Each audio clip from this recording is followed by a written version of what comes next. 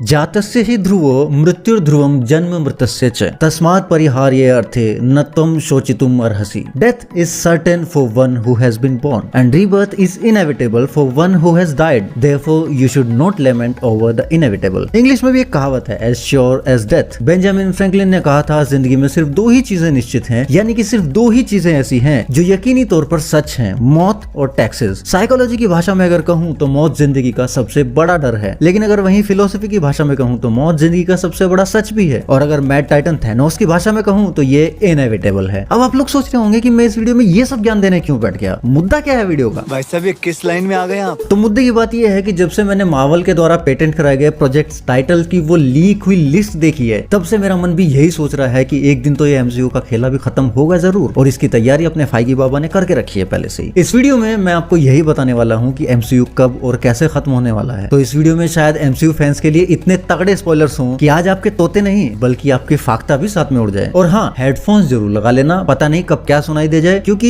ये चीजें इनएविटेबल नहीं होती। लेकिन उसके पहले आपके कुछ सवालों के जवाब जो आपने मेरी पिछली वीडियोस के कमेंट्स में पूछे हैं। डेडपूल 3 के बारे में काफी लोग पूछ रहे हैं कि ये कहाँ पे फिट होती है एमसीयू में। तो मेरी जान, डेडपूल 3 एमसीयू की टाइमलाइन में नहीं आएगी। अभी के लिए वो फॉक्स वाले यूनिवर्स में ही है, लेकिन अच्छी बात यह है कि वो आर रेटेड है। एक भाई ने इटर्नल्स 2 के बारे में पूछा है। भाई इसके बारे में अभी कोई भी ऑफिशियल अपडेट्स नहीं है, बट ये शायद फेज 6 से पहले नहीं आएगी। एक भाई ने कहा है बियॉन्डर कब आएगा? भाई 2025 से पहले नहीं आएगा। एक भाई का कहना है कि पीजे का थंबनेल ट्रेडमार्क। मेरी जान, ट्रेडमार्क की डेफिनेशन एक बार गूगल कर लेते। काफी सारे लोगों का कहना है कि तुम पीजे हो, ये तुम्हारा ही दूसरा चैनल है। एक भाई ने तो बहुत ही ज्यादा सभ्य भाषा में टिप्पणी कर दी। तो हाँ भाई, बिल्कुल, अगर तुम्हें लगता है मैं पीजे हूँ तो मैं पीजे ही हूँ। ये मेरा दूसरा चैनल है, और एक तीसरा चैनल भी है शॉर्ट्स के लिए स्पेशल खोला है यार, अभी ताजा ताजा। जाओ जाके तुरंत सब्सक्राइब करो, लिंक इसी वीडियो के डिस्क्रिप्शन में मिल जाएगा तुम्हें। वो जो बिटली करके एक लिंक है ना, लिंक शॉर्टनर से डाला हुआ है, वही है, जाओ जाके सब्सक्राइब करो। एक भाई ने कहा है कि I want to see you in man of culture as soon as possible. अब भाई ये तो मेरे हाथ में नहीं है यार, ये अभी बहुत बड़ी मंजिल आई थिंक, और वहां तक पहुंचने के लिए कम से कम 100 के सब्सक्राइबर चाहिए आपको। मेरे जैसे 5K वाले क्रिएटर को क्यों बुलाएंगे, वो 1 मिलियन वाले लोग, कोई पॉइंट ही नहीं बनता। हाँ, अगर आप लोग इतना प्यार दोगे, भर भर के सब्सक्राइब करोगे, कमेंट्स करोगे, तो शायद एक दिन ये भी सच हो जाए, बट अभी के लिए दिल्ली अभी बहुत दूर है मेरी जान। एक भाई कह रहे हैं हम मैन ऑफ कल्चर के कमेंट सेक्शन में जाके स्पैम कर देंगे, आपको बुलाए वो लोग। यार मुझे नहीं लगता ये तरीका काम करेगा, ये तरीका सही नहीं है। एक मैडम कहती है कि Prem, your discussion is always good because you always discuss each and every point of direction and script, music, lighting, everything related with good direction and creation, but I have to say that you also have the art to make your viewers involved emotionally with you, good, keep it up. अब इनके लिए क्या ही बोलूं,